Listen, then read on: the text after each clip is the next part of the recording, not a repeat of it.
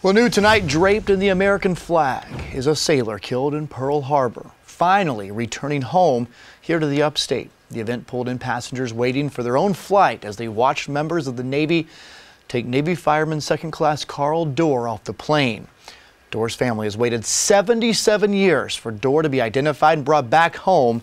This week, their wait finally over. And Fox Carolina's Shale Remien was there when Dorr touched down on the tarmac. And Shale, I know when you heard from his family at 5, it was really an emotional day already, and the plane hadn't even gotten there yet.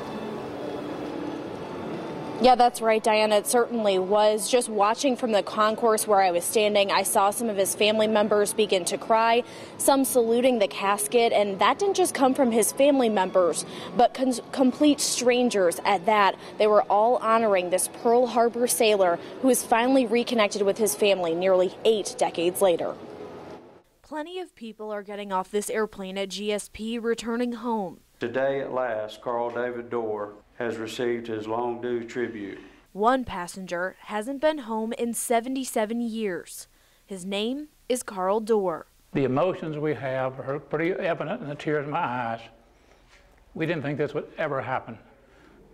His mother and father petitioned the government for years and years, please bring my son home. Dorr was a Navy fireman aboard the USS Oklahoma during Pearl Harbor. He was one of 429 crew members killed in the attack. It was a sunny afternoon in Greenville, and the parents of Carl David Dorr were having a pleasant visit with their youngest son, Ralph, and his fiancee. When their oldest son, Claude, and his wife suddenly burst into the house with such intensity that all were momentarily startled. From that day on, Dorr's family has longed for one phone call they got in July.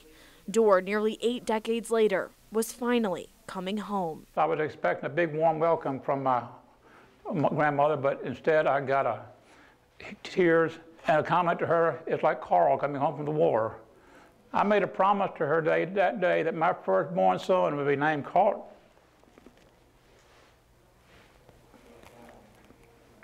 David Dorr, in honor of her son.